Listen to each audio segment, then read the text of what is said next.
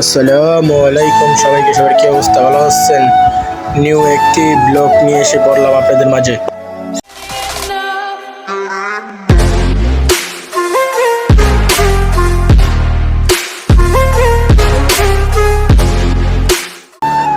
Everyone, তো আমরা সকাল সকাল রওনা হয়ে গেলাম। সকাল আপনার 5:30 আমরা রওনা হয়ে গেলাম নবাবগঞ্জের উদ্দেশ্য। তো বাপি ভাই বললো চল নবাবগঞ্জতে ঘুরে আসি।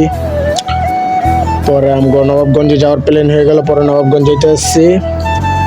নবাবগঞ্জ যাওয়ার পরে আমরা এক জায়গায় একটু জায়গা সেরা রেস্ট নেওয়ার পরে খিচুড়ি খেলাম, বোনা খিচুড়ি খাওয়ার পরে আপনার মনে করেন নবাবগঞ্জ নদীর পাড়ে গেলাম।